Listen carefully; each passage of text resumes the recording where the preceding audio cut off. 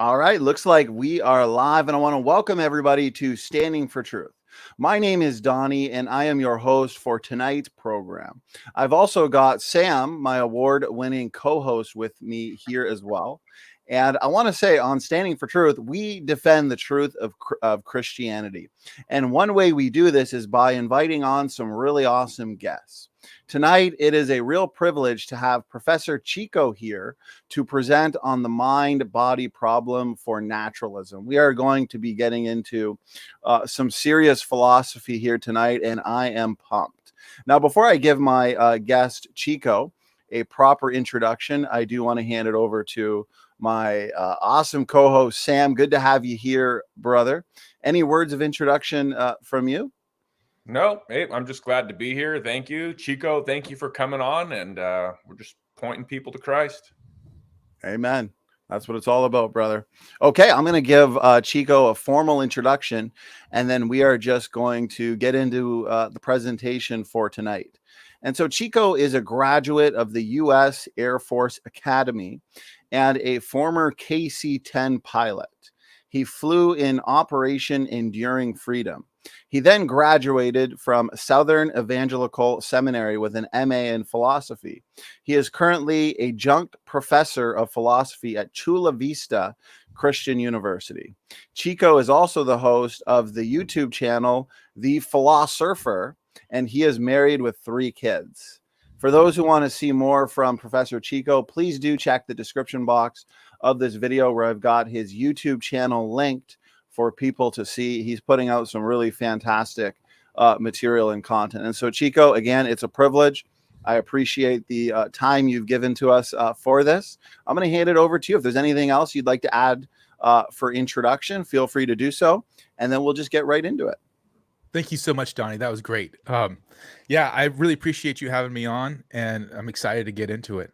So the mind-body problem is what we're talking about today. And I have as the subtitle here, "Do we have souls?" So this is going to be an interesting question. It is one that is very important in modern philosophy, the question of the mind. I want to first acknowledge, insofar as we start talking about this, what I'll call the naturalistic tendency in philosophy, which is because of the success of science in explaining so many things, there is a sort of a generalization, a temptation to believe that science will explain everything. Everything will have a naturalistic explanation, I should say, right? And that would include, the entire universe. That would also include, in the mind-body problem, what we'll talk about as the mind. Now, this I offer the analogy that this would be like saying, if you were blindfolded and you started walking around, and you walked around for so long and you never fell off a cliff, and then you said, well, that must lead to the conclusion that I'll never ever fall off a cliff, right? Just because you never have fallen off a cliff doesn't mean you never will. In the same sense, just because we haven't yet come to some kind of problem that doesn't have a naturalistic explanation doesn't mean that there are no problems that don't have naturalistic explanations. And I want to acknowledge that right off the bat, because the tendency is going to be, I should say, maybe not even a tendency, maybe we could say the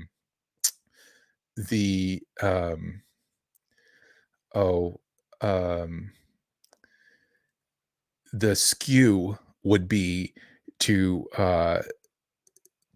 lean towards one solution, when we should start off with both solutions open as possibilities. And I know right now I haven't really explained what are the solutions that are possible. So let's first talk about what is the mind-body problem in the first place. So let's say you're looking at a bus. You see yellow. Where is this experience of yellow? Most people would want to say, well, it's right up here, right? It's in your brain. But is it? Let's say if I cracked your skull open and took a peek inside there. Would I see anything that was yellow inside of your brain? Would there be any yellow thing? There's no physical yellowness inside of your brain, right? So you have yellow in your mind, but you are in no way physically yellow. So where is this experience of yellow? Or here's another one. Let's say you get shot in the arm. It hurts, right? If I ask you the question, where is the pain? You might think, well, I can point to it right here, right? It's where the bullet is. But is that where the experience of pain is? Is it, is the pain like the bullet that's just sitting right there? I mean, there are nerves and blood and muscles and all those kinds of things that are sitting there, but the feeling of pain, it's not located in a specific place. A better example might be if you've ever heard of something called phantom limb syndrome. So if somebody loses an arm, say, they can feel pain in the place where their arm should be, but there is no arm there, right? So like they'll feel like their hand hurts, but they don't have an arm that is attached to a hand in the first place. So clearly, if that's the case, then the pain isn't located out there somewhere in space, right? So one bizarre thing is, it seems like physical things have a specific location, but the mind doesn't seem to have a specific location. We have a brain, and our brain has a physical location, but things like the experience of yellow and pain don't seem to have a physical location. So that's one weird thing. Think about the bus again now. Here's a second thing. It's weird. We might look at the bus and we both say that's a yellow bus. And you may have heard this before. I'm sure you guys have heard this before. Like this is sort of trippy philosophy 101, where someone says, well, what if like what you see as yellow is what I see as green? And what I see as green, you see as yellow, right? Like, so in other words, like when I'm looking at something that's yellow, it's actually like what you would perceive as green. And we both say that it's yellow because, and we wouldn't know any different, right? Like, because the weird thing is, I can't get inside of your mind and see what you're seeing, right? I can't open up your mind and see through what you're seeing to see that green bus. The way I would see it is green. Or another way to look at this is if that, again, somebody gets well, this is a different kind of shot, but let's say somebody gets a shot in the arm and they feel pain. I can't see the experience of pain. Now you may say, but can't you see the experience of pain on somebody's face, right? Can't you see that? But just think about that. Like, I just made a face like, oh, and it looks like I'm in pain, but I'm actually not in pain. Or somebody can sometimes be in pain and they can be stone-faced about it, right? And if that's the case, then they're in pain, and yet they're not showing you that they are in pain. So the pain can't be identical to the look on the face. So it's not the case that when you see somebody's face, you're seeing pain. So here's what's weird. Physical things are observable, right? We can see the brain. We can observe the brain. We can observe what happens when you're shot in the arm or when, a yellow bus drives by. But you can't observe things like the experience of yellow or the experience of pain. So we have two things now that are physical things are different than, it seems like they're different than the mind.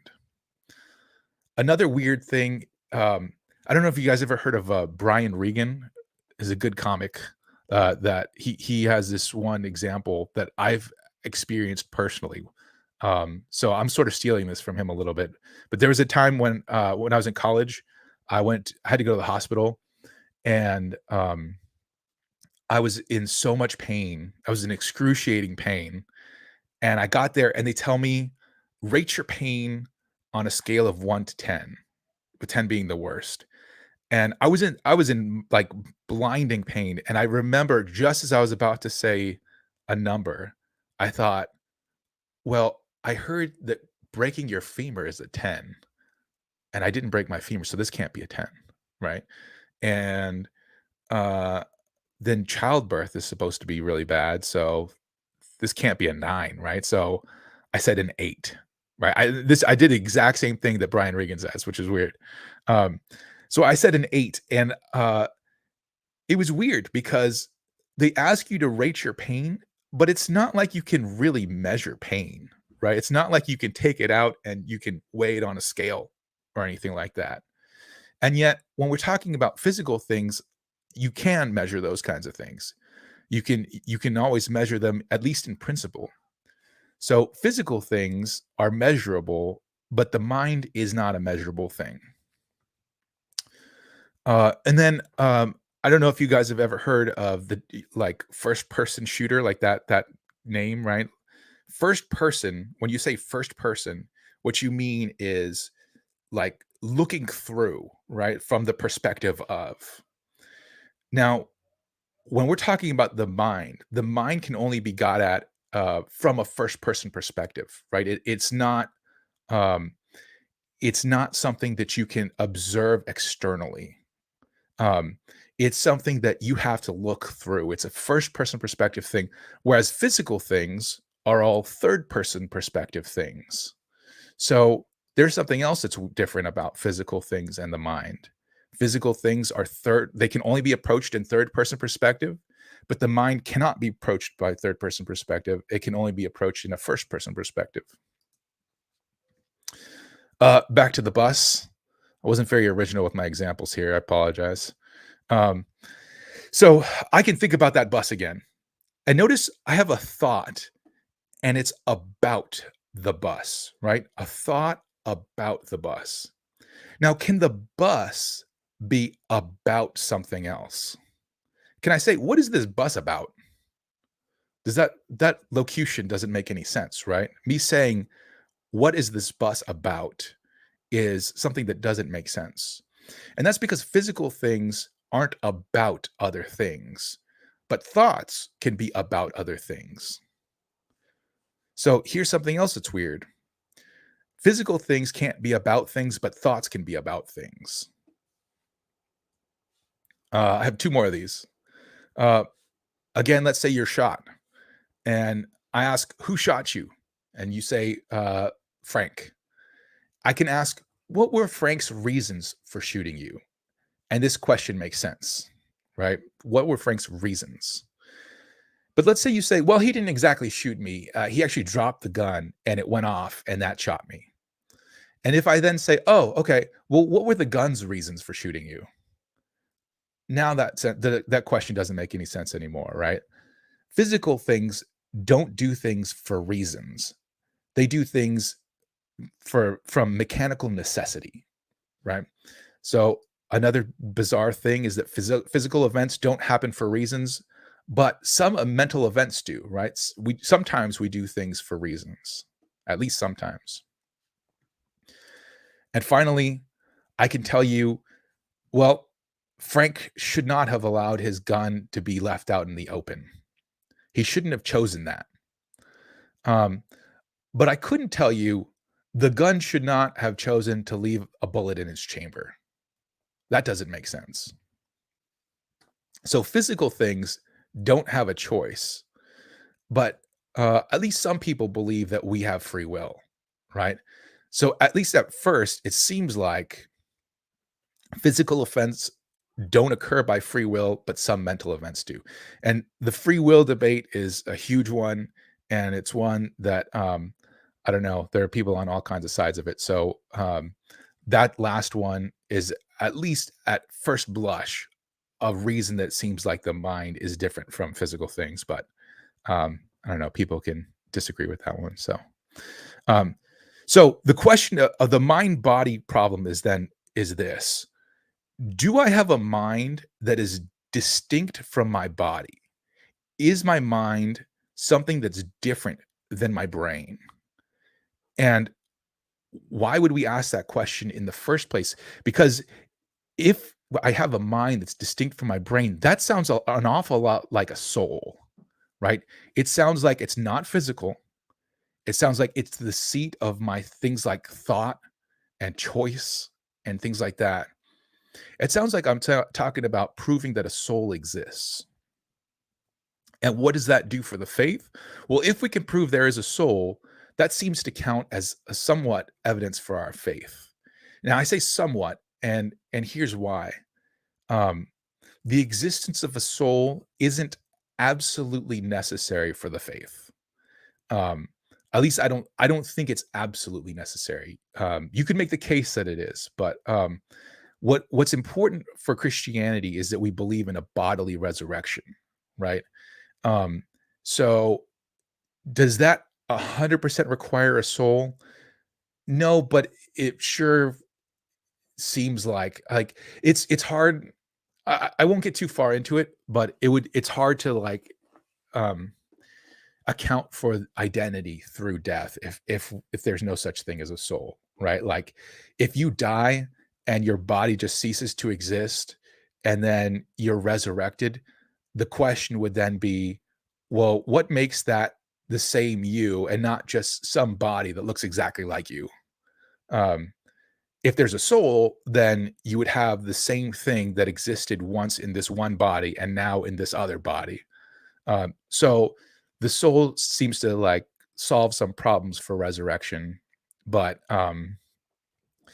maybe there's some philosophical way of explaining the resurrection without it. I don't know. So it's not 100% necessary that we believe in a soul, but it at least makes things philosophically cleaner if we do. So it would be helpful for our faith if we can show that the soul exists. But notice also that proving the soul exists, it does not prove that God exists or that the faith is true. So there are people that are not Christians that believe that a soul exists. And there are people that are not even theists, that don't even believe that God exists, that believe that there's such a thing as a soul. So this topic is helpful for the faith, but it's not going to get us all the way there, right? It's just something that is helpful, right? It's something that gets us somewhere. It would disprove naturalism, however. It would show us that naturalism is false if it's true. So let's talk about arguments for dualism. And dualism is the idea that we do have a mind that's distinct from our body, and that it would be a non-physical thing. So in other words, we have a soul. In the mind-body problem, by the way, people never talk about souls. They say just the mind. And everybody knows it's a dirty word, that it's a code word for soul. Just nobody wants to say it. So just so you know, that's how it proceeds. So let's talk about some arguments for the existence of a mind. The first one is qualia arguments. So I'm going to give you 3 examples, and then I'll talk to you about the actual argument. The first one is this. This comes from a philosopher named Thomas Nagel, who is not, by the way, a theist, is an atheist. But he brings up this problem. What is it like to be a bat? If, bats experience the world through echolocation. We do not experience the world through echolocation. So could we have any clue what it would be like to experience the world as a bat?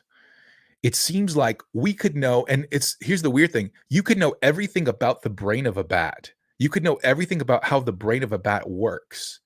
And yet there's still something extra, something that is added on top of there, which is the experience that the bat has, right?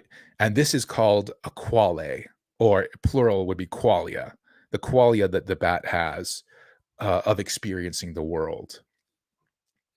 And that would be over and above the physical thing, the brain. Or let's say you have a scientist.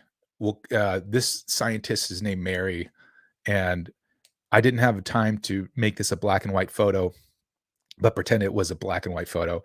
Let's say that Mary grew up and was lived her entire life in a laboratory that was totally black and white. So she never saw any colors, and she became a neuroscientist, and she learned how brains work. And so she studied everything about brains, especially what happens when you see the color red. So she's an expert at seeing the color red. She knows like all the physical things that happen. What if one day she opens the door to the lab, comes out into the real world, and sees red for the first time? Has she learned something new? It seems like she has, right? Even though she knows everything about the brain when it experiences red, it's something different to actually experience red, right? And that would be called a quale, right? An experience that you have. Or imagine a world. Here's the third example. Imagine a world where you had people that were exactly identical to us, except for they didn't have experiences. So, I mean, they acted and spoke and just did everything that you do, except inside their mind, there was just no experience whatsoever. These we would call zombies. These are called philosophical zombies, right? So I have a picture of like actual zombies, so that's not really a good picture. But philosophical zombies would be people that are devoid of qualia. So this is something that at least seems plausible or possible, right? That you could have a possible world in which there were beings totally identical to us that lacked qualia. So it seems like qualia is some extra thing that exists. So here's the argument. Qualia are immaterial mental properties that exist. Things like the experience of the bat of echolocation, things like Mary's experience of red, things like the just zombies whatever the zombies lack. Those things are immaterial, non-physical things, and they exist. Therefore, the mind is an existent immaterial entity. Those are qualia arguments. So they purport to point to something that exists that is non-physical in the mind, and then to show that therefore the mind must exist. It must be non-physical thing. All right. The second argument is the difference argument. So this argument is going to show that there are differences between the mind and the brain. Therefore, they must be two different things. If two things are identical, then they must have all the same properties in common. That's what the first premise says. If you have two things that are identical, then they must have the same properties in common. And that includes if the brain is identical to the mind. But there are some things that the brain and the mind have that are not identical. So, for example, the what is called the intentional aspect of thought. And this is, remember, we said that you could have a thought about a bus, but a bus can't be about something else, right? So that seems to be something that is different. In fact, you can have a thought about things that are not here. You can have a thought about Paris, and Paris is something that, is far, far away. You can even have a thought about things that don't exist, like Bilbo Baggins. You can have thoughts about things, but physical things can't be about anything else. So, intentional aspect of thought. The mind has a property F, and the brain B lacks F. So, the first kind of thing, that S1, that stands for support one. So like this is a support for that premise. The intentional aspect of thought. We have our thoughts can be about things. Support 2 there is sensations. So this was like what we talked about, seeing the color yellow. You have you perceive yellow, and yet your brain is not yellow. And then there's the first person experience, right? We said your mind experiences first person experience, but physical things are third person. So those are 3 things that the mind has that the brain lacks. A 4th thing that we haven't talked about is this. Right now, you're looking here and you're aware of a brown man in front of books between surfboards, right? So there are a number of things that you're aware of. You're aware of the quality brown.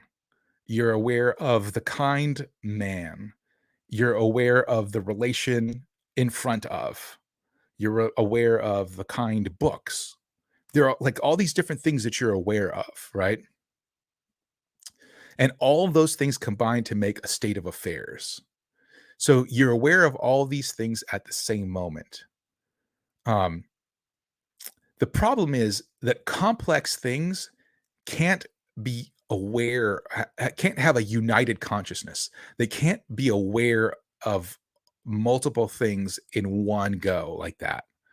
And to see how this is, imagine these neurons that you have on this picture, and assign each neuron to one thing, right? So one neuron is in charge of looking at the brownness. One neuron is in charge of looking at the fact that I'm a man. One neuron is in charge of looking at the fact that I'm in front of. Imagine all of those different things. Put those neurons all together. Do the fact that each one is conscious of an individual thing add up together to make one super consciousness? That would be like saying this. That would be like, let's say you had a toy box. By the way, I got this one from philosopher James Madden. Imagine you had a toy box and you just had a bunch of kids roll in, and you said, Alex, you look at the toy soldier. Ben, you look at the spinning top. Sarah, you look at the block.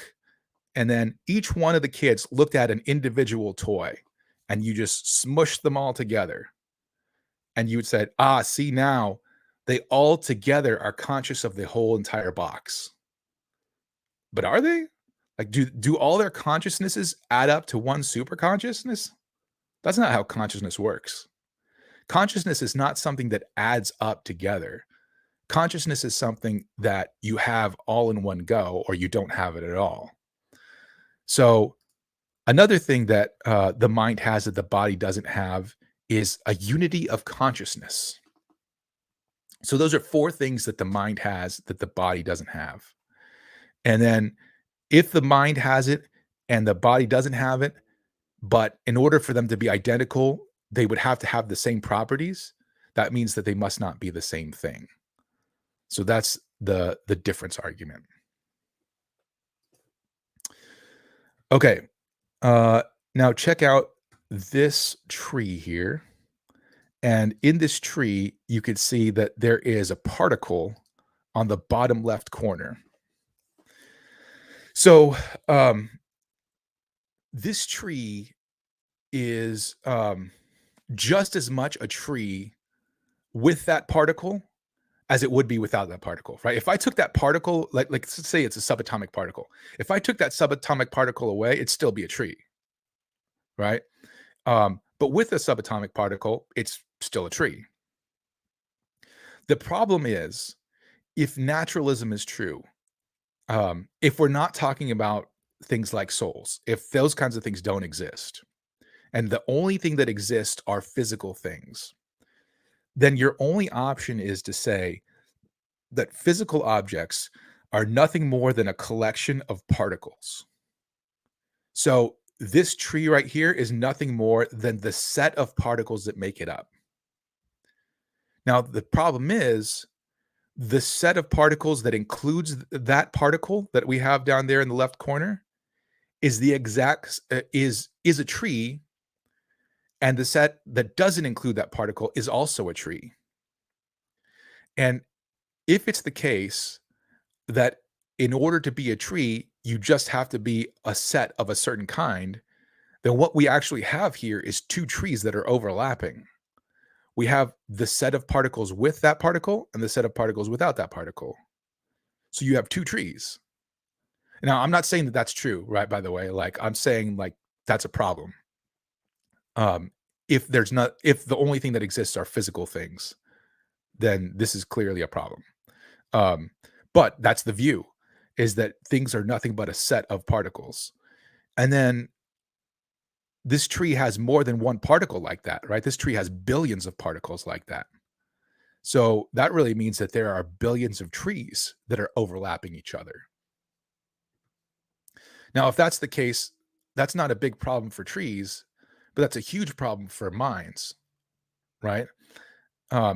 If the brain is like that, then what we really have are billions of brains that are laid on top of each other. But there's only one mind.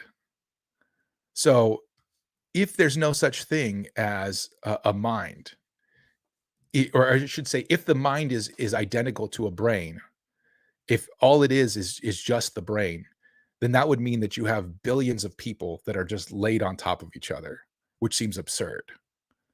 So it must be the case, this is called the plurality thesis. It must be the case that the mind is different from the brain. And I think this one, I may have gotten a little too carried away with the philosophy side of it. So I don't know. Maybe we should just skip this slide and go on to the next one, because that one's a little complicated. All right, this is the last argument. And this argument is a little abstract, but it's an important one. So let's say that you have, for your entire life, never computed any numbers as high as 57. So you've never added up to 57. Like you've always gone below. And then one day you're told, can you add 68 plus 57? What is to say that your entire life you haven't been doing this instead of doing plus? Whenever you do plus, this is by a famous example by a philosopher named Saul Kripke, by the way. Instead of doing plus, maybe you were doing quus. And quus is this: x quus y is identical to x plus y if x and y are less than 57, but they equal 5 otherwise. So in other words, when x and y are greater than 57, then when you do x plus y, that just equals 5. So Kripke's saying, based on the way you've been doing math so far, is there anything that proves that you haven't been doing x quus y, that you haven't been doing quaddition, right? And no, everything that you've done so far, you've done the exact same way that you would have been doing whether you were doing plus or quus. You're doing this new rule, this weird rule that you have. And I know, like, the question is, well, why would I use this weird rule? Like, what would be the point? And it's not, the point is not that you would. The point is that that little plus symbol, the little cross symbol that we use for a plus, the point is that plus symbol is not determined to mean plus. It could mean quus. For all we know, there's some number out there that you haven't reached yet that it could mean, you could mean by this symbol that once you get to that number, just set it equal to 5. So his argument is that that symbol is indeterminate. What it means is indeterminate. But the problem is, I mean, we all know what we mean when we say plus, right? In your mind, when you did 57 or 58 plus 68 plus 57, whenever you did 68 plus 57, I mean, you weren't confused, right? You knew exactly what you were doing. You knew that it was plus, not quus, right? So you have a concept in your mind, and it's a determinate concept. it's like defined. It's like you know exactly what it is. But the symbol, the material symbol outside of your mind is not determinate. It could mean all kinds of different things. And there's nothing that can nail it down to mean this specific thing. So here's the determinacy argument. There is a fact of the matter about what concepts mean. Concepts are things that are in your mind, right? So the things in your mind are determinate. They mean a specific thing and nothing else. But there is no fact of the matter about what anything physical means. So all of the physical words that we throw out there, they could mean other things. Your use of those words, there are, like probably you mean one thing, but you could mean another thing. Based on the physical symbol, there's nothing to nail it down and say this is exactly what it means. So concepts are not physical. That's the argument there. So those are the arguments for the mind being separate. And those aren't the only arguments, by the way, but those are just some of the big arguments for dualism.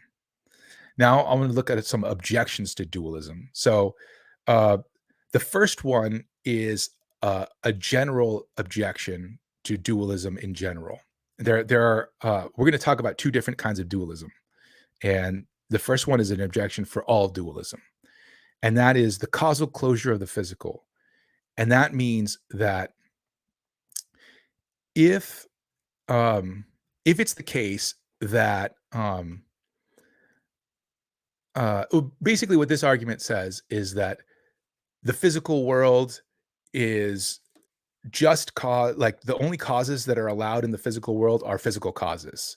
Therefore, you're not allowed to have any non-physical causes. Therefore, you're not allowed to have souls. And this just begs the question, right? This is like, people will argue stuff like this. Well, if we allow there to be souls, then how can we do science? Because here you're bringing in these weird stuff like souls. And dude, people have been doing science and believing in souls for years. There's no problem, right? There's never been a problem with that. So that's not a real objection. Another objection is, this is a guy named Phineas Gage. So this guy is crazy. That thing he's holding is a railroad spike that went through his head. So that one eye that he has closed, that actually went through his eye and out the back of his head. And this is a famous example, by the way. So before that happened, he was like a very happy and friendly guy. And after that happened, he changed and became a very grumpy guy. So the argument goes, the brain changing affected his mind, right? But if we're dualists, then the argument is that the brain shouldn't affect the mind, right? The mind should be affecting the brain. So one objection is to the Cartesian dualism is that the brain affects the mind. So Cartesian dualism is the idea that the brain and the mind are two separate things, and like the mind is just using the brain. So the mind, it's like, you could call it like a ghost in the machine. The body is just like a machine that the soul uses. So that form of dualism, this objection works for that form of dualism, but we'll look at a different form of dualism after this. Another objection is the soul is different from the body, right? So how does the soul affect the body? I had this one girl I remember in Philadelphia. She told me like that this ghost in her house would open her windows, and I remember thinking like, how does a ghost do that? Like if it's not physical, like how would it open anything? I'm not saying they can't. I don't know. I mean, I'm not saying I believe in ghosts. I'm just saying like when she was telling me that, that's what I was thinking was like, how is that possible if they're non-physical things? And that's the idea here, this objection. If the mind is a non-physical thing, then how can it affect the body? So the mind-body interaction is an objection for the Cartesian dualists. Another objection is a keyboard is a tool that you use, right? It's outside of you. It's something that you use to do things with, but it's not you. And yet our bodies are not like keyboards. We don't experience our bodies being external to us as something that we use. But that would be the case if we were Cartesian dualists. So an objection is we don't experience ourselves as souls using a body as something external to us. And then if our bodies are just things that our souls use, like let's say like the keyboard or like a computer. Well, if somebody were to come to your computer and destroy it, that would be bad, but not as bad as like murder, right? But if our bodies are just tools that we're using, then it should be just something like destroying a computer. It shouldn't be like murder. It shouldn't be so bad. So then there's like a moral objection. If the body is just something we use, it lacks intrinsic value, so killing one isn't a big deal. And you can imagine other like objections that you could give. So assaulting one isn't a big deal. So like all those kinds of objections. And then finally, if it's the case that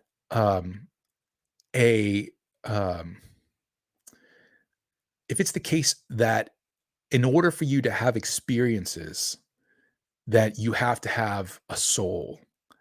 Well, that makes sense when you're talking about humans, but what about animals? Animals have experiences, right? So are you saying that dogs have souls? Well, maybe we can buy that dogs have souls. But what about stuff like dust mites? Does a dust mite have a soul? I mean, presumably it has some kind of experience. So does it have some kind of soul? That seems weird, right? So this isn't a knockdown argument, but it is like kind of a weird conclusion to reach that animals would have to have souls too. So that is the Cartesian dualist argument. And by the way, the Cartesian, they're talking about René Descartes. So René Descartes' version of dualism.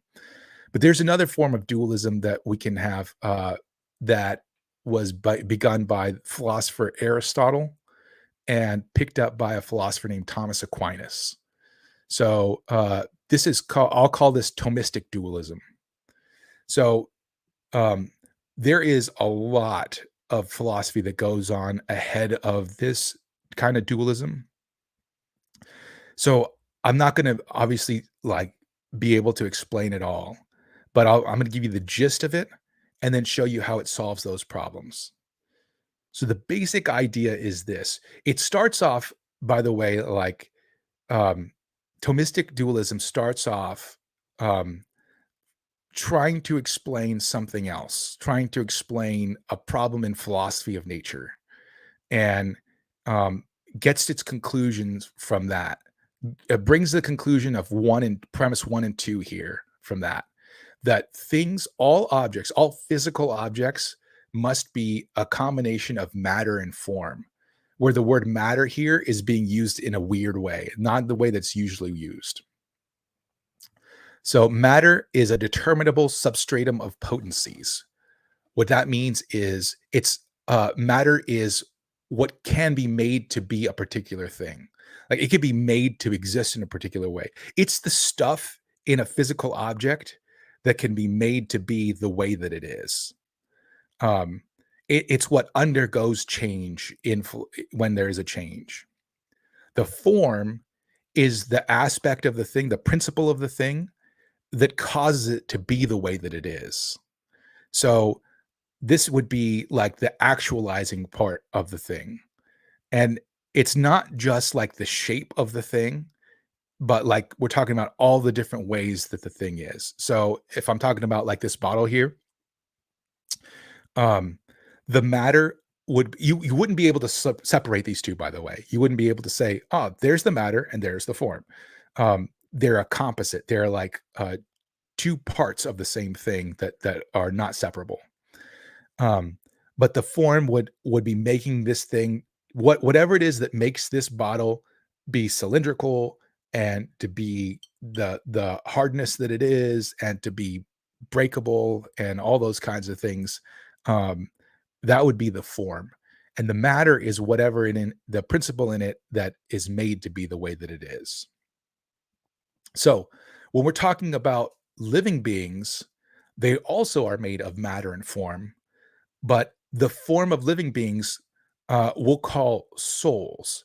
Now, when we use this word soul, this is a technical use of the word soul. So this is not yet the we're talking about going to heaven type of souls.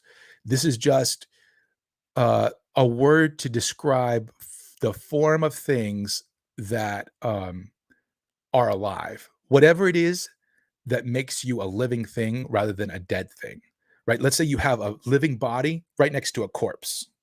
What's the difference? One of them is being made to be alive.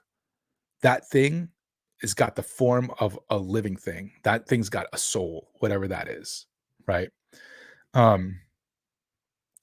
So a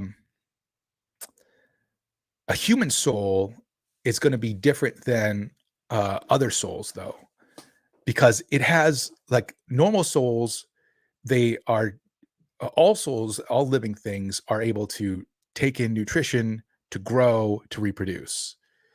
Animal souls are able to also sense. They're able to use a sensation. But human souls are able to do an extra thing. They're able to use the power of reason. So they have an extra thing that they get to do.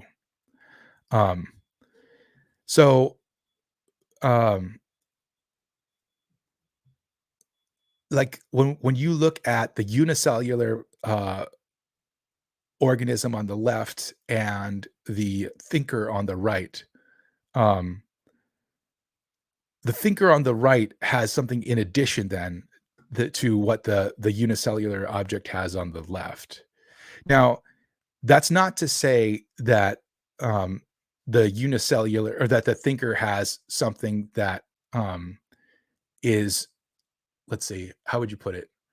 That's not to say that the thinker is totally mind dependent because it has a reason. So, for example, let's say you have somebody who's born blind, like this thinker. Can he know what purple is like? It seems like it would be impossible to figure out what purple was like. Maybe if you had seen all the colors of the rainbow first, besides purple, and you knew that there was like a missing part of the spectrum, you could reason that there would be, like, in this part of the spectrum, there would be some kind of like color there. But I don't know how you would figure out what it would look like, right? Like it would be impossible. So it's the case that for us, we require sensation in order to be able to think, right? Like the stuff that we think, we need fodder. We need our senses to give us information in order to think about. But then there are other things that we can do with our thinking that go beyond just the physical. So, for example, if you look at these different triangles here, let's say we see these different triangles, and our thinker says, when he looks at these triangles, does he think of, when he thinks of this word triangle, does he picture one specific triangle when he thinks of triangle? Well, if you did, here's the problem. That would mean, like, if you defined a triangle as one of these triangles, that would mean the other two couldn't be triangles, because one of these triangles is an equilateral triangle, one of these is an isosceles triangle, and one is a scalene triangle, right? So defining a triangle as one of these triangles would necessarily mean that all the rest of them would not be triangles. So when we think of the triangle, what we're thinking of is a universal concept. We're thinking of the universal of triangle in an abstract way. And physical things can't be like that. In other words, physical things have to be particularized. They have to be like, they have to have their specific properties added on to whatever it is. So their triangle has to be a specific shape or a specific size, a specific kind. So when we think, and we start to think about, we start to think using universals, we're doing something that is beyond just using physical things, right? Animals, they sense stuff, and they're just using the physical world, right? Just the physical sensations. We take physical sensations and we have an additional a step of abstraction. That is to take the physical things and to make them into universals. So it's kind of like this then. It's kind of like you require food in order to be able to play football, but food does not play football. In the same way, we require the physical world in order to think, but the physical world does not think. Thinking is some additional thing that goes beyond the physical. So in Tomistic dualism, number 5 here says the human soul is a subsistent entity. That means it can exist apart from the body, but cannot exercise its powers. So what that means is the human soul, since it has an operation that it does by itself, that is the abstraction, that looking at the universal, that means it is able to operate by itself. It means it's able to exist on its own. And then since that's the case, we have number 6, a human person would be a body plus the soul, but the soul would be able to exist without the body. But what's weird is it wouldn't be natural, right? It still would be the case that the soul requires the body for like the sensation, right? We still need to sense things in order to think, but our thinking is this extra operation that we achieve. So, yeah, I think I kind of messed that last part up a little bit. To say it one other way, it's the case that our bodies are required for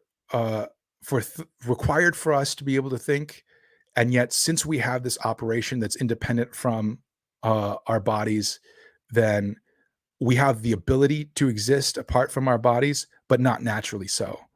So what's interesting is this lends itself really well to the resurrection, right? Like we will be able to survive death, but we will not be in our natural state until we are resurrected.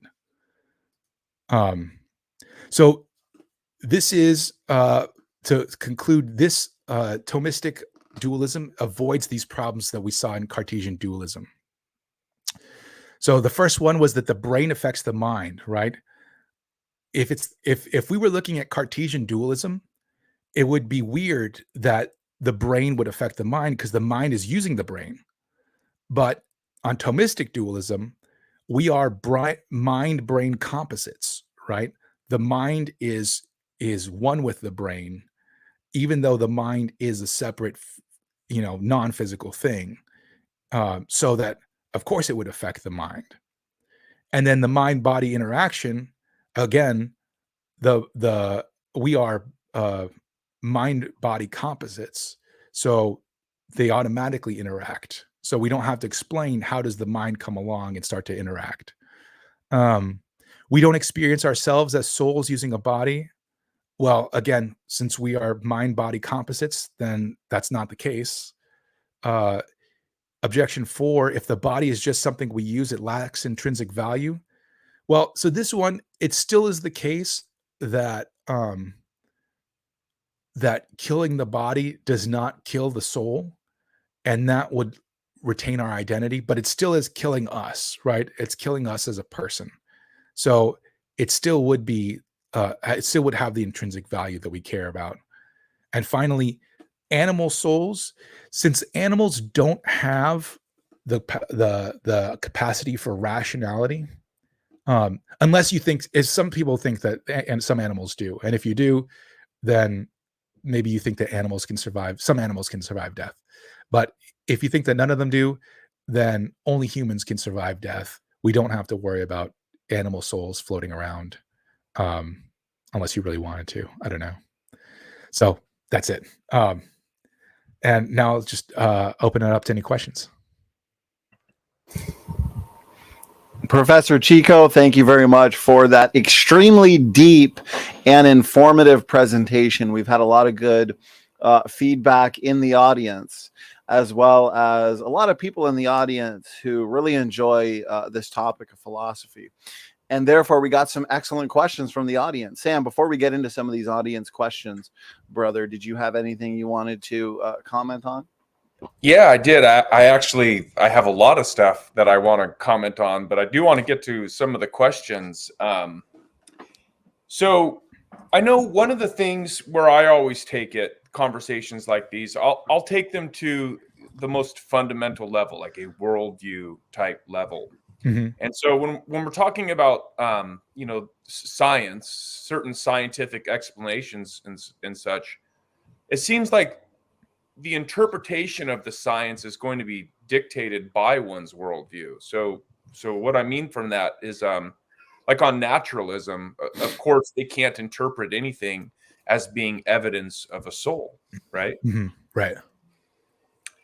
But on the biblical worldview, our starting point, I think, would include that there is a dualistic type nature to mankind. Mm-hmm. The question that you brought up about animals having souls, that was pretty interesting. Yeah.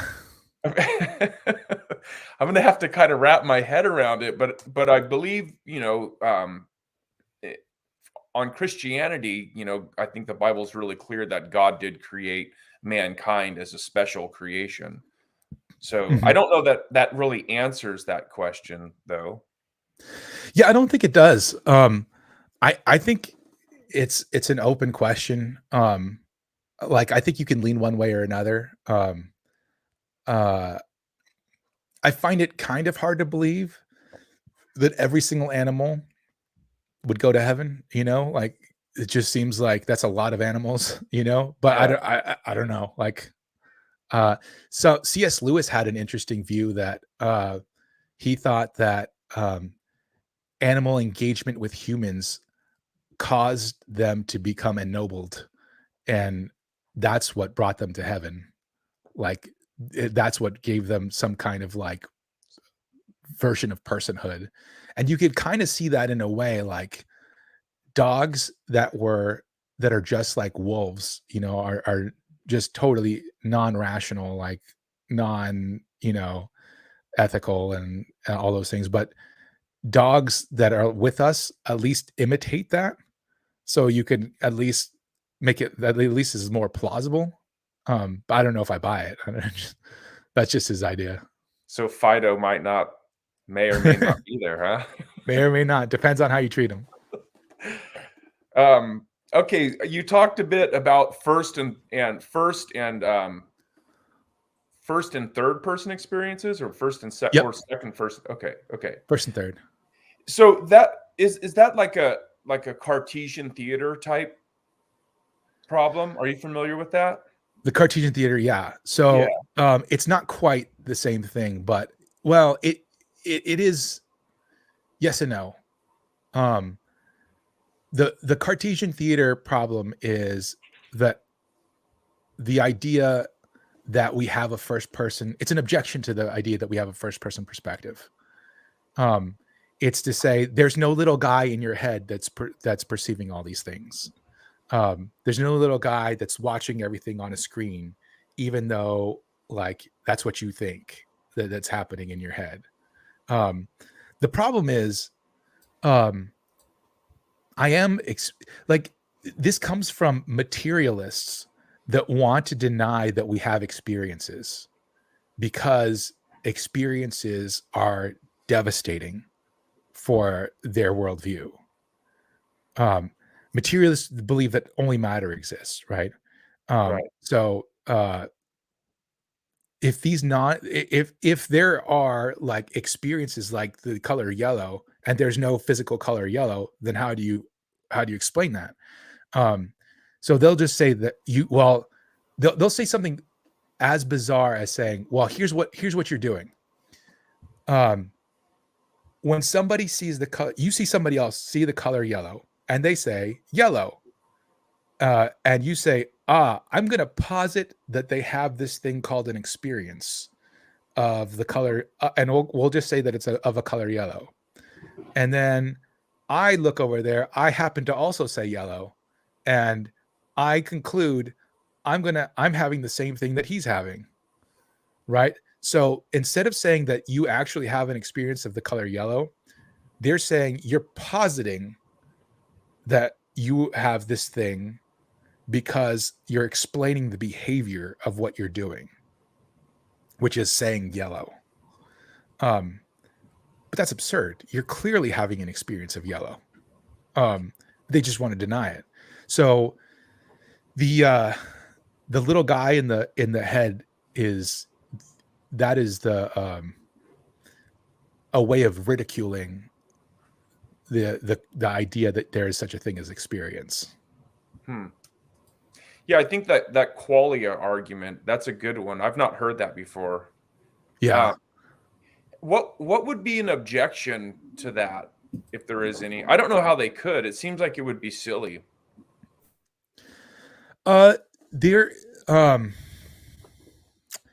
So objections to qualia arguments are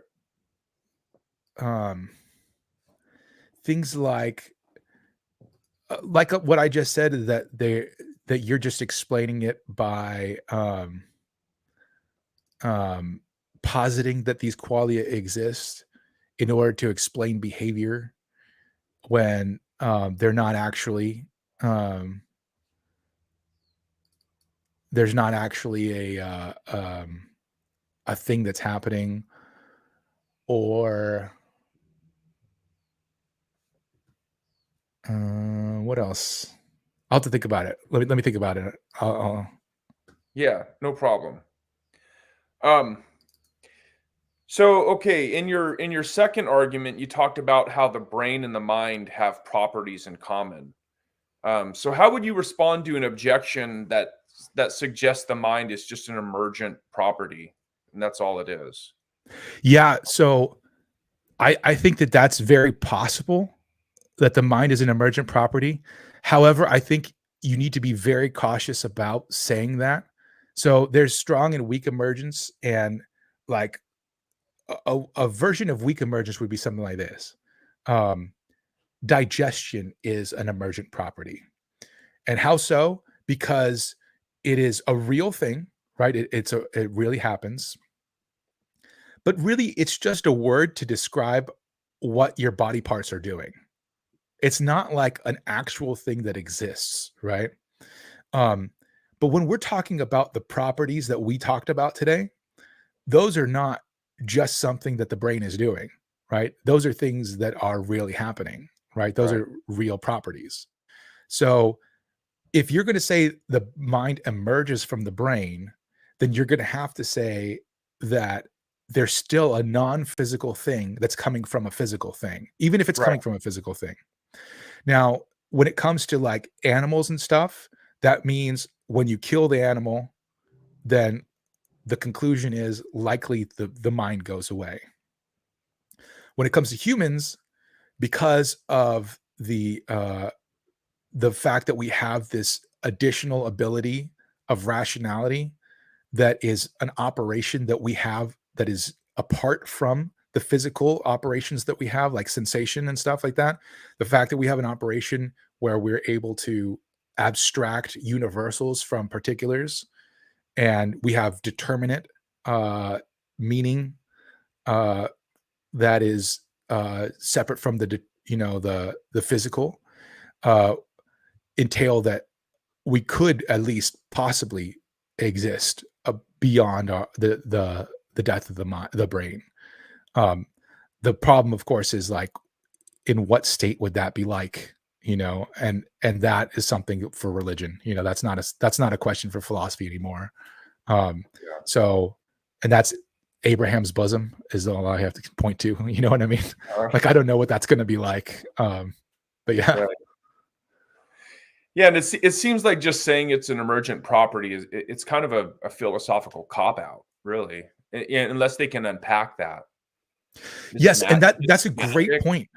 Yeah, so whenever we say emergent properties, it's always the case that you're able to explain what the emergent property is, or how the emergent property comes about, right? Like, it's obvious. So, for example, if you're to say that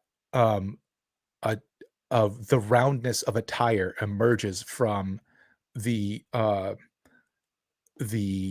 construction of its particles. Okay, great. But you can, none of the particles are round, but the tire is round. So that emerges from the tire.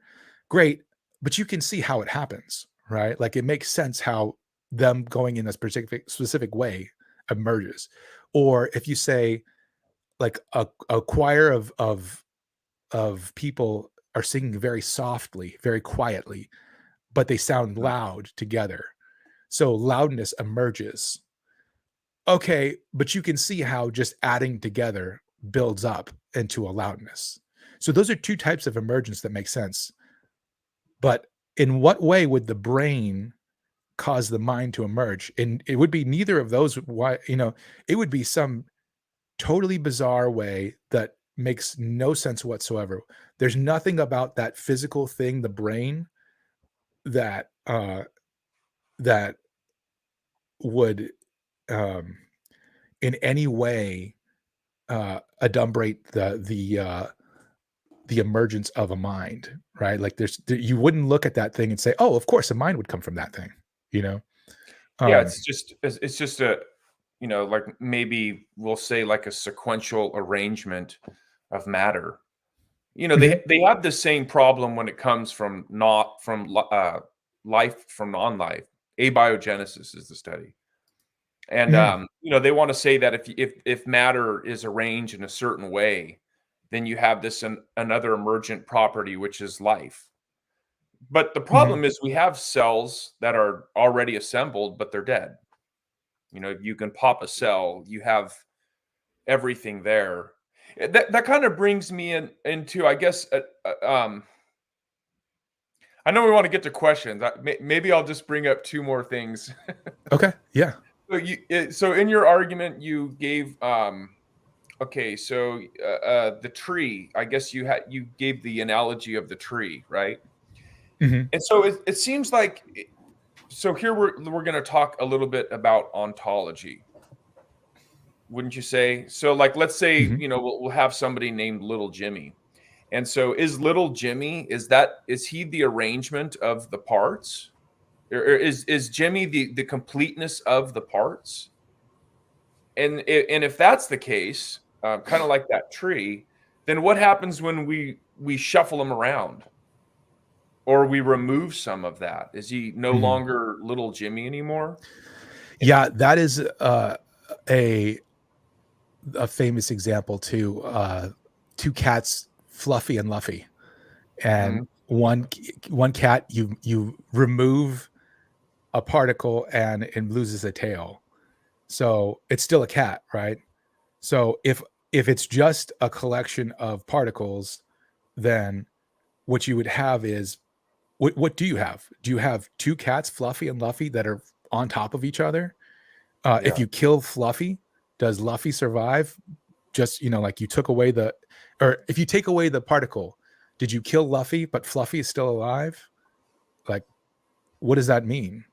Yeah, I think that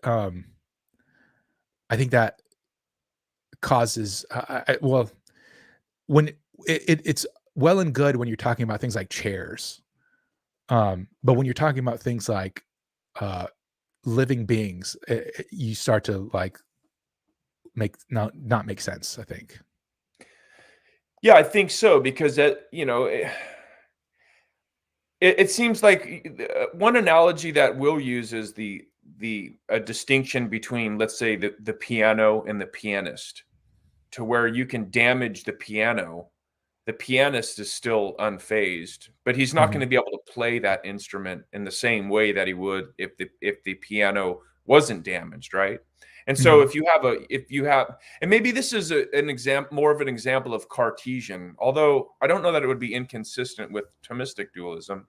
But you see how we're talking about two separate things that are working in unison, where you can have a brain damage that will definitely cause a problem in the same way that if you have an instrument that is damaged, the pianist or the mind, the thing that would live on, would be unfazed by that, although the expression through the instrument would give maybe an illusion that it was phased. Is that making sense? Yeah, there are a lot of experiments though that have been done that show, like, or not experiments, but I guess just examples that show a really bizarre connection between brain and mind, where like, for example, if you well, scientists have performed corpus callosotomies where they cut the corpus callosum. I can't remember how you say that, but like the thing that connects the two hemispheres. Split brain Yeah. procedure. Is that what you're talking about? Yeah, and it's led to weird things like alien hand syndrome, where like one hand will start doing things on its own, and so like they'll say they'll put their hand in a bag and say, give me an apple, and the person will say, I don't know, I can't find the apple, and then the hand will bring out an apple, and they'll say like, look, doesn't that, it's like there's two people there, so there are two people then. I don't know that actually proves it, but it would be, I believe in those experiments though, although the intellect is not split. Yeah, I think it seems like it. Go ahead. I find it hard to believe that the intellect would be split too. It just, I mean, it's not like you have two people that are in a brain, Right. like it doesn't make sense. But it seems like on physicalism, it should be, right? Maybe. Yeah, it should be. Yeah. All right. I guess the last thing, because it looks like we've got a few questions.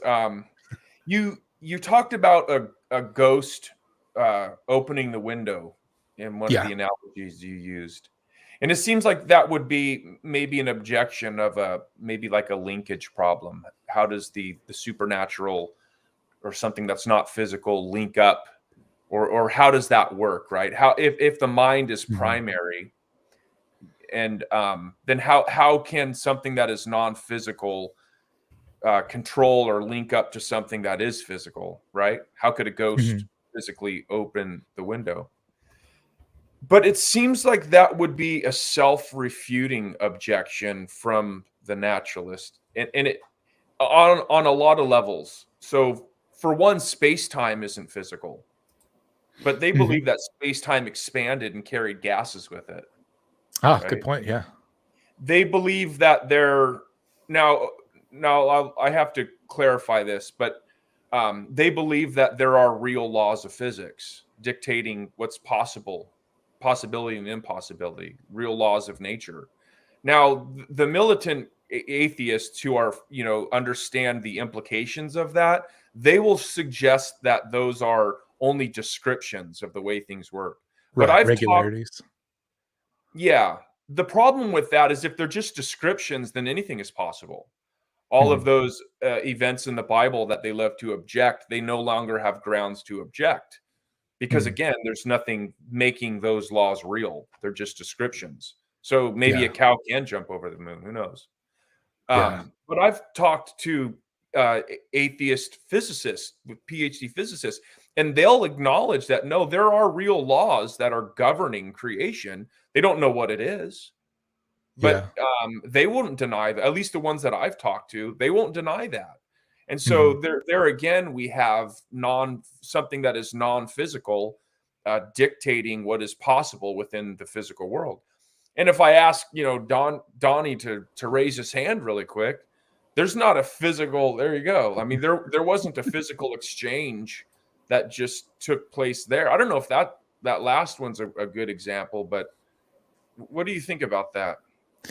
The last one, I think they would say that there is a physical exchange, like your air molecules hitting your microphone, the microphone turning into electrons that, go through his earphones, and then electrical impulses that go from his headphones into his brain. I don't know, something bizarre like that. But there is, I think when it comes to the space-time expanding, as long as we understand by physical, what we mean is explicable by physical science. Like, because what most of these guys that are in any way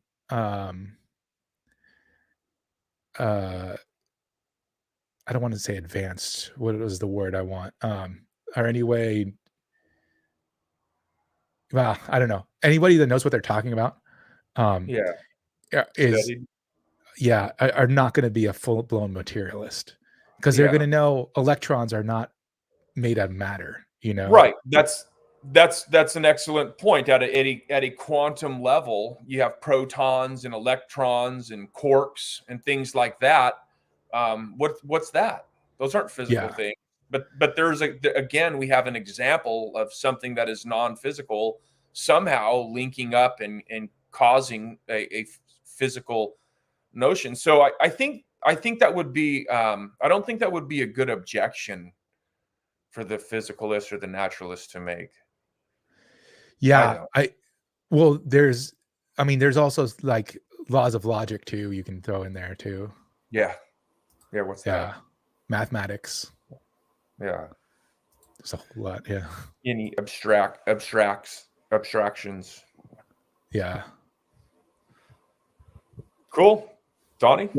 Well, you guys are a couple of philosophical geniuses. I really do feel bad for the naturalist in their attempts to try and refute this. So great stuff, Chico and Sam. That's why we pay you the big bucks, brother. You're our team philosopher. So, all right, let's get right into, I'll just start at the beginning, because Chico, we do got a lot of questions and a lot of really interesting ones as well. Okay, so first question that came in, Doki Doki Bible Club. Question: how would you respond to, and here's the quote, "that may be true for you, but not true for me"?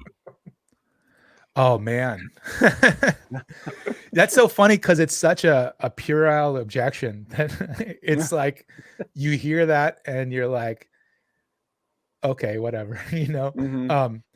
I think when it comes to that kind of objection, it's typically not a serious objection. Like those people typically don't actually believe that. So I like to think that if you know the person well enough, there's something that they believe that they hold on strongly to. So if it's like abortion is wrong, then, or is right, usually that's going to be that way, then I like to say, oh, well, that's just right for you, but not right for, or I should say banning abortion is wrong for you, but it's not wrong for me. So I should be able to ban abortions. And when they say, no, you're interfering with other people's lives though. Well, that's wrong for you, but that's not wrong for me. Right. So there's that. And then there's the fact, this has become less and less, it's right, but it's become less impressive to people. Just the fact that they're contradicting themselves by saying true for you and not for me. It's because what you're saying, it's self-refuting. You're saying this is true for everyone everywhere, that things are only true for you and not for me, right?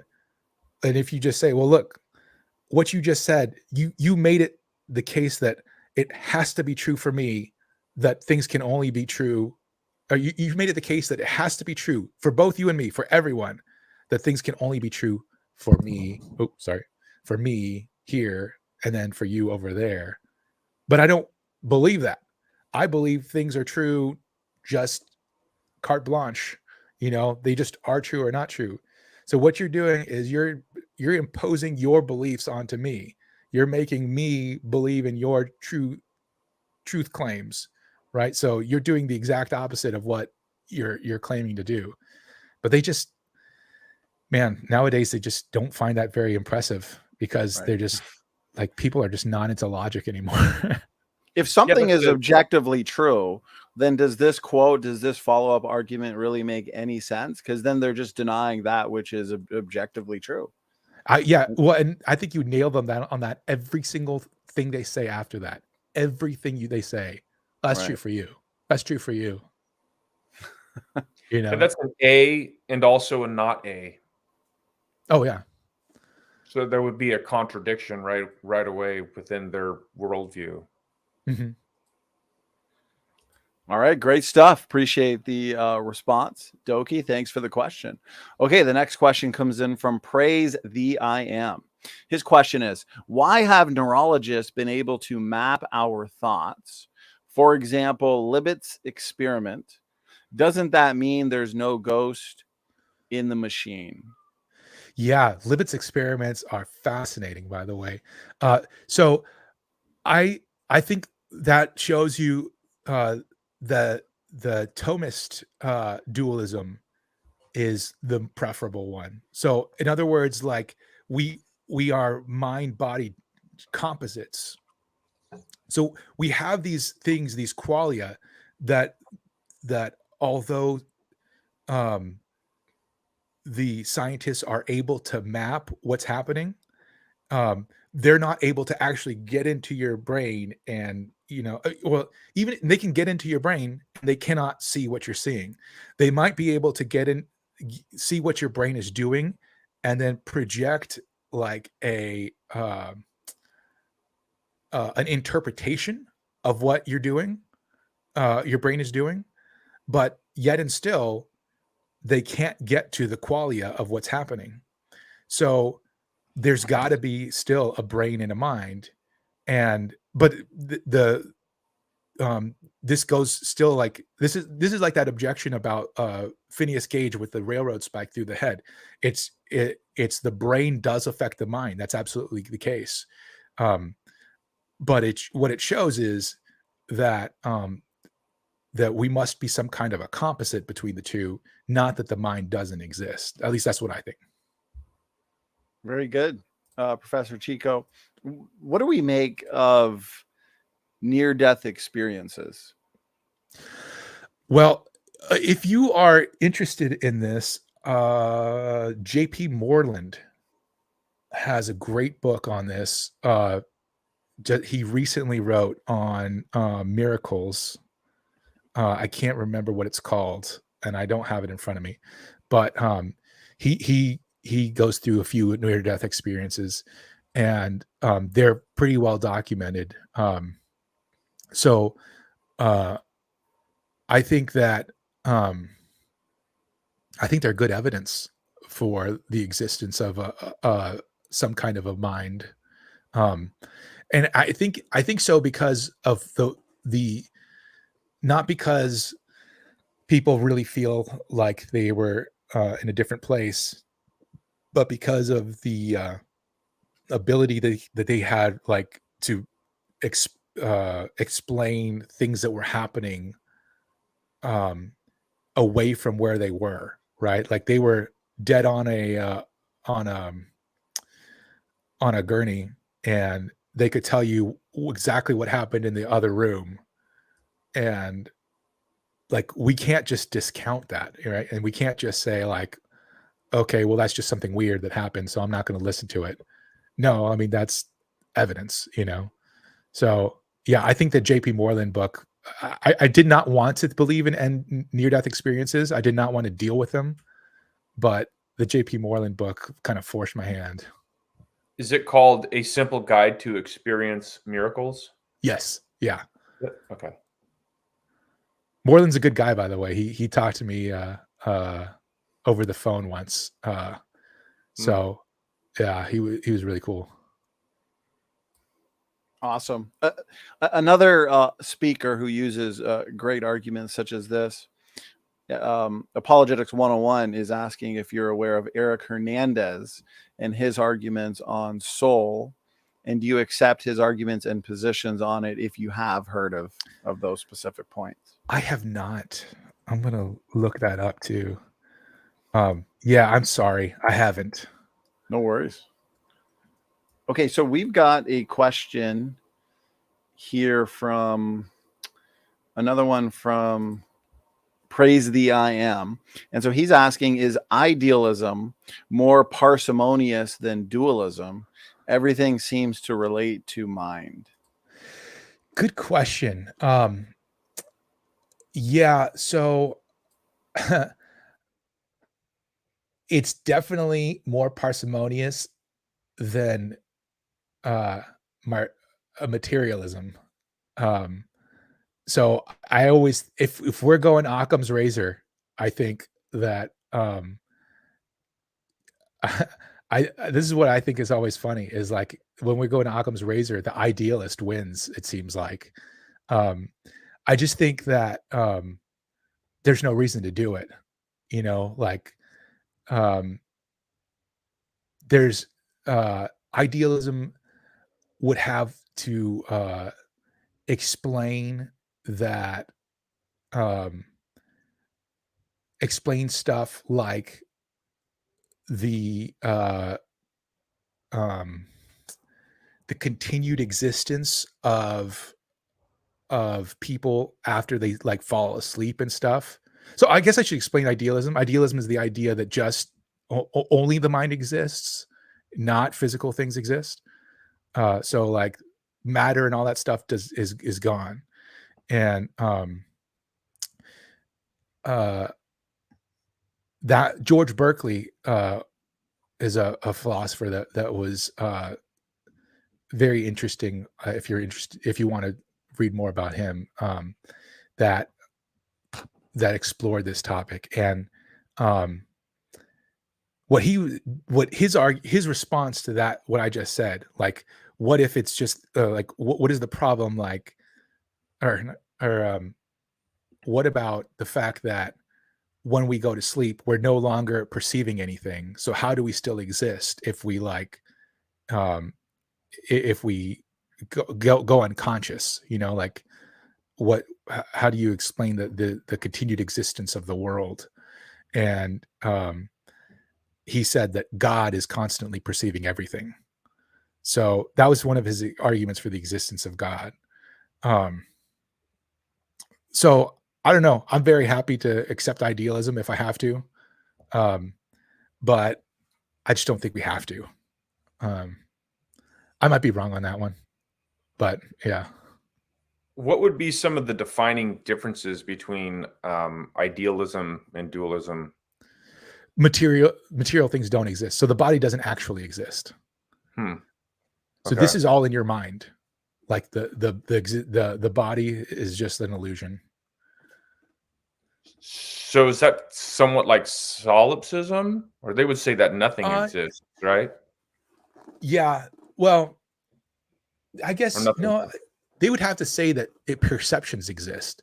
So I guess there would be some idealisms that I would not be excited about. Definitely like the Hindu and the Buddhists, who would say that the self exists and doesn't exist. So they would say like the self exists, but it's just an illusion that exists. Yeah. The problem with that is when you say that the perception is an illusion.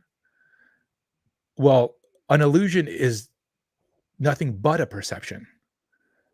You know what I'm saying? Like if you tell me like, okay, you're perceiving things, but that's just an illusion. You're not actually perceiving things.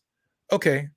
But an illusion is just a sensation, right? Like it's nothing but a perception. That's all it is. It's just an experience. So maybe that's the word I should use, is experience. It's nothing but an experience. So clearly the experience exists.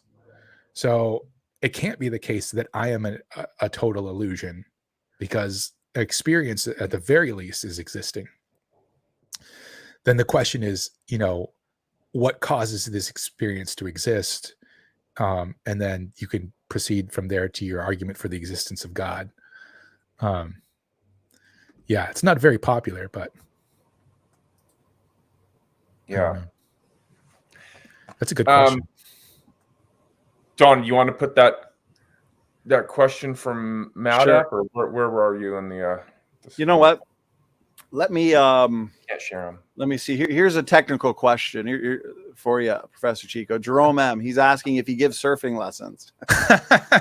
Dude, I'm not. I love to surf, but I am not a good surfer, unfortunately. Like, yeah, it is sad and pathetic. Yeah. Well, you got a couple cool surfboards over. I've never been surfing, but I'd love to. Nowhere to surf here where I am in Canada, unfortunately. Oh, what part of Canada are you in? Ontario. Oh, very Windsor, cool. Ontario. Very cool. So it's not as cool as California, and I'm sure where you philosophers are located. So, okay. Next question then comes in from Pigs Can Fly. And he says, SFT, ask him if he believes the ship of Theseus analogy is not a viable philosophical concept to describe this subject. I think that can be a problem. Like, you can use that as a problem. So that is a problem for explaining personhood. So the idea of the ship of Theseus is this: like, if you have a ship and you replace it with one plank, right? And then a year later, let's say you replace another plank, and a year later you replace another plank, and then you replace all the planks like that. Eventually, do you have the same ship at the very end? You've replaced every single plank. Is it the same ship as the original ship? What if you took all those planks that you just replaced and you rebuild a new ship? Which one is the original ship? You can do the same thing with human cells, right? Every 7 years, all of our cells have died, except for the brain cells, unfortunately. Like, this would make this, well, not unfortunately, but I mean, that would make this perfect. Yeah. But let's say that, like, every single cell has died and been replaced by another cell. And so does that mean every 7 years there's a different person? And we could say, okay, the brain cells, are the same, but what if I took one brain cell and I replaced it with a synthetic brain cell? Would I still have the same person? And then I took another brain cell and I replaced it with its synthetic neuron. And I just kept doing that. And now I have nothing but a synthetic brain. Would that be the same person, or would it be a new person? You have this problem. It seems like that you have this continuity that would lead to being the same person. And yet, if a person is nothing more than the physical parts, then there's totally different physical parts. So it can't be the same person.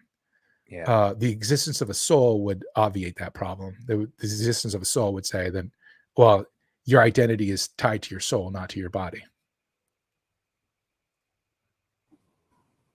This is some deep stuff, Professor Chico. I'm learning so much from the both of you, Sam and Professor Chico. Okay, Pigs Can Fly. Thank you very much for the question. Okay, so the next one that comes in from Andrew Kaufman. And so again, lots of great feedback, Professor Chico, from the chat. So his question is the mind/body combo the same as hylomorphism? Yes, I should have said that too. I apologize. So Tomistic dualism is hylomorphism, basically. Yeah, I'm sorry. I should have said that. No worries. That's good. Sam, did you have anything to follow up with, or did you want me to? No, go ahead. Okay.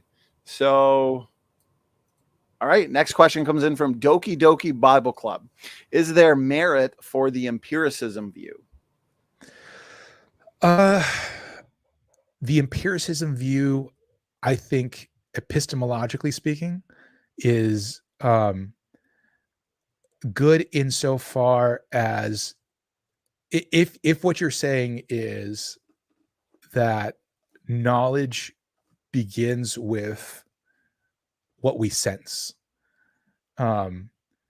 because like even in if that's the case, then what you're saying is like even the stuff like scripture that we learn from our senses, but what you have to be willing to say is, but then from that point, the knowledge that we get, we can abstract. Like, so for example, like a pure empiricist, like a hard empiricist, would be somebody like Heraclitus, who said, you can only believe what you perceive. And then he came up to this problem. I perceive the sun is about that small in the sky, right? It's this little dot in the sky. But that's clearly false, right? The sun is not a little tiny ball in the sky. It's a huge giant ball way far away from me. So Heraclitus had a problem. How do I deal with that? And he said, well, you can't be stupid about it, basically. And what that basically was doing was just sort of fudging, right? Yeah. And so I think, like, in order to be a good empiricist, you have to be willing to say, we can use our reason to abstract once we get our information from the empirical, or So rationalism. Yeah. Well, yeah. And I think there are I do think that, like, so basically I'm against innate ideas, like that we were born with innate ideas. That form of empiricism is I think illegitimate. All right, I appreciate it, Professor Chico. I think we're coming down to the last one or two questions. So to the audience, if you did have any final questions, or if you're a critic or a skeptic in the chat and you have any objections or challenges, send them in. That's why we do these live. We like to be as interactive as possible. And Chico, you're doing an excellent job answering these questions. Question comes in from Doki Doki Bible Club, and he asks, are we dancing to our DNA? Like Richard Dawkins would say. Oh, so this is the free will question. Yeah. So I started. I'm in the middle of doing a series on free will. I don't think. I definitely don't think that we're dancing to our DNA, as in the DNA determines everything, right? Like, that's a pretty simplistic way of putting it. But when it comes to the free will question, there still is, I'm still torn on whether we are free and yet determined, or if we're just free and not determined. So what I mean by that is, like, God knows everything. That means that he knows what you're going to do next. Does that mean that you're determined to do what you're doing next? I don't think that does. But like, there is, there's the question of, but does he, like, command it to be that way? You know what I mean? Like, did he create you with your free will to make a choice? And I don't know. Like, I'm still thinking about that one.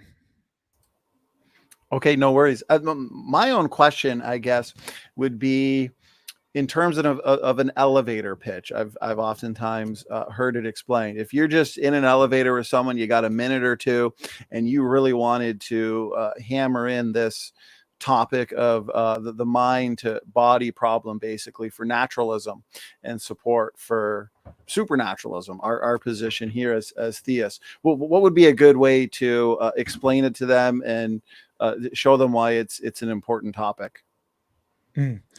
Yeah, so I would say that the mind-body problem is whether we have a mind that is distinct from our brains, and is a problem because it seems like we have our mind is got all these non-physical factors. I'd probably give like a couple of examples. So, for example, the when you see a bus, there's no like your brain doesn't turn into a bus, right? There's no material bus in your brain. So it looks like your physical bus is different than your mental bus, right? And yet the mental bus exists; it's real. So it seems like the mind is different than the brain. Why is that important? Because we if we have this mind that's distinct from our brain, now we have a question: does that mind continue to exist after we die? Right. And if it does, what do we do with that? Like, do we have to worry about where that mind goes? Do we have to worry about heaven and hell? I think that's what I would say, something like that. That's great. No, that's awesome. That's helpful. And then you can direct them to this program, this couple-hour program, where they can get a comprehensive and detailed explanation. Okay, so I guess final question here, unless there was something you wanted to add, Sam, before we get to this one. Yeah, no, I think that question, the implications of that question, whether there's a mind that is separate from the brain, even if they're kind of like commingled, like Tomistically, I guess, the implications of how you answer that are going to determine, is there something more? And so Right. the naturalist, because of their worldview, they're forced to answer that only one way. But on your channel, Chico, you recently did a video on that, and so if determinism is true, from a naturalistic point of view, it seems like you're going to have this infinite regression of causes. Mm-hmm. What determined that, and what determined that? And so, typically when something infinitely regresses, that's how we know that it's false. So then they're going to have to put forth some sort of first cause. So I've been thinking about that, and that's new for me too. But it seems like even that answer, it seems like they still have a lot of explaining to do. Yeah, certainly. The what determined this moment would result in a infinite regress, and that's one of the arguments for the existence of God, is that question of a causal regress. Yeah. Yeah, so it seems like they're right back to where they started. There's got to be a first cause. Mm-hmm. Everything that begins to exist has a cause. Mm-hmm. Absolutely. Yeah. This goes back to something earlier you guys were talking about in terms of animals and whether or not they have souls or spirits. Is it safe to say, and I don't know if this makes sense, Professor Chico, but animals would have obviously body, soul being their being, because you see their emotions, love and so sadness, so on and so forth, but not spirit like we would have, that spirit that gives us the ability to actually connect with the divine, to connect with God. And so we're body, soul, spirit, animals, body, soul, but lacking that spirit that gives them the potential to connect with the divine. Yeah, I think that makes sense. I haven't done a real study into I haven't done a real study into the soul spirit distinction in regards to animals. So that would be an interesting study, like to see like whether that is applied in the Bible or not, because I know the ruach is given to the animals, but what about the soul spirit distinction? Yeah. Right. Yeah. Okay, well, I appreciate it. Are you familiar with, because there's a question here, pigs can fly, and he's asking you to describe the Grim Reaper paradox. Yes. That is Alex Proust. shoot. Alex Proust recently had the Grim Reaper paradox of it's like a relatively recent thing of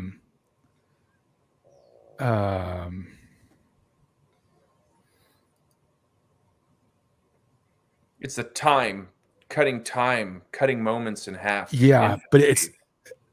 it's about I can't remember exactly how it goes, to be honest. Like it has to do with super tasks. So like if you took a period of time and you cut that in half, and then you cut that half in half, and you cut that half in half, and you keep cutting it in half, there's an infinite number of times you could cut that in half. Like, so super tasks are something that you would be able to do like it in that amount of time. But I can't remember exactly what he did. I recently was looking at that and I can't Yeah, remember it's it. they put a Grim Reaper, so you cut it in half and you put a Grim Reaper there that's going to kill you. Mhm. But if you cut it in half again and you put another Grim Reaper there, the previous one can't kill you because you've just added another one. But that one will never kill you because you continue to add them infinitely. But the Okay. problem is we do get from one moment to the next, and it's kind of like I believe it's Zeno's paradox. It is Zeno's paradox. Yeah. Yeah, so which would be with movements. To move from point A to point B, theoretically you can divide that infinitely, and you'll never get from point A to point B. But Yeah. when I reached for my glass, I did go from point A to point B. They're really mind bending, I think. Yeah, and I think that the solution is that Aristotle's solution that you can't actually get to an infinite, you can only potentially get to an infinite. So there's only a potential number of infinite cuts. But Proust is a brilliant mathematician, so I don't know that. I don't know that like I've got it all. You know what I mean? Like, because he came up with that, and he and William Craig went after each other on that one, and I don't know who came out of it. Who won that one? Yeah, because Craig, he likes Hilbert's Hotel. Yeah, which is another one of those. yeah. Well, we just had a debate on that, Sam, if you remember the other day, between Paul Price and Grayson, where they got into that exact topic on actual versus potential infinities. Yeah. That was interesting. Okay. Bubblegum Gun. I believe this is a question he tagged me, so we'll just work through it together. And so he says, Chico, since the world is created, naturalism is not part of theist vocabulary. By definition, nothing is natural since it was created. Life defined as spirit plus body equals life. More of a comment. Is there anything you'd like to respond to there, Professor Chico? Yeah, I think that's right. I think in a way, it's like natural. The supernatural is natural. You know what I mean? Like it not in the way that it's used today, like that term is used today, but it should be the case that we look at the supernatural as natural, as like just what happens. You know what I mean? In fact, if you look at some of the arguments for the existence of God, they show that God not only creates at the very beginning, but sustains creation, so that every moment is an act of creation, so that the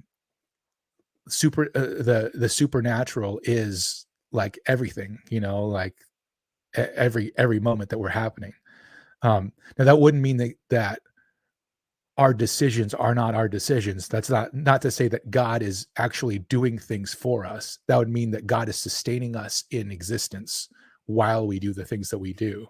So everything has the element of the supernatural to it in that sense. Okay, very good. I found a question here that I missed earlier.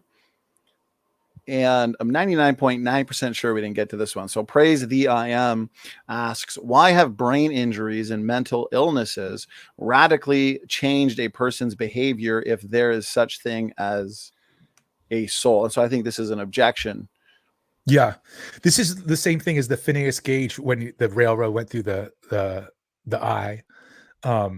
So for a Cartesian dualist, here's how a Cartesian dualist will answer it, and then I'll just give my same response for the Tomistic dualist. The Cartesian dualist will say, well, look, the human is actually the soul using the body, and it's sort of like if you were to be using a corrupted computer, and when you are using this computer and you're interfacing with somebody, things are going to come out all jacked up when you not because of you, but because of the computer that you're using. In the same way, the soul using the body is trying to do things, and yet the body is like corrupting what the soul is trying to do. I'm not sure that I buy that. I think that the brain does affect the soul but that's because I believe, again, that we're brain soul composites. I think that we're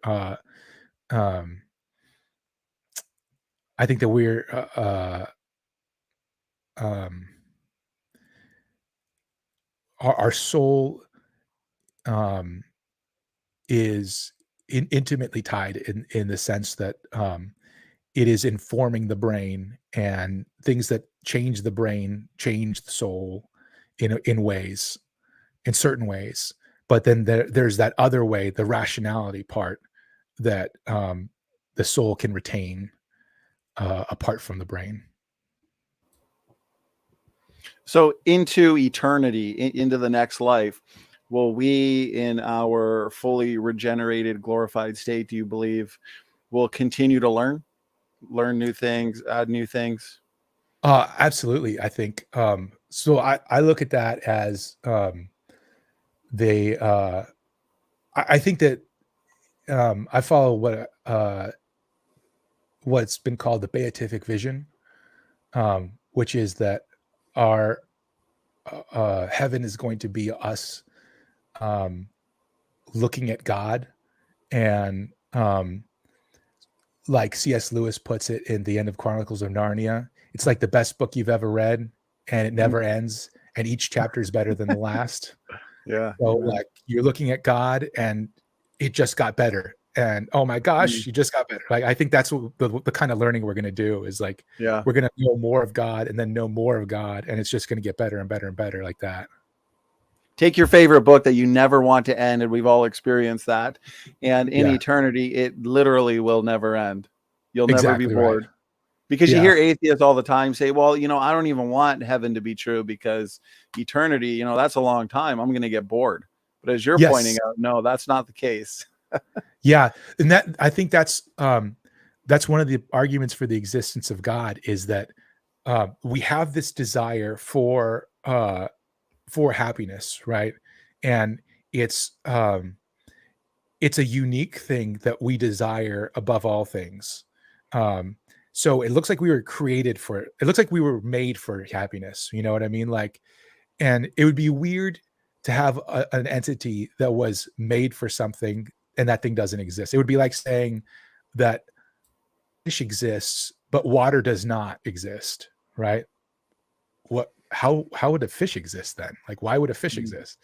So we're made for happiness, and yet the happiness that we're made for is like an unending happiness, right? Like we don't want just like a tidbit. We want, this unending happiness. And how could that happen? Only by an infinite, unlimited good thing could give us that kind of unlimited happiness. Amen. Well said. I love it. Great answers all around. And again, we've had some excellent feedback in the chat. Uncensored Pilgrims here, for example, says, I like this, Professor Chico. Very good guest tonight. I agree.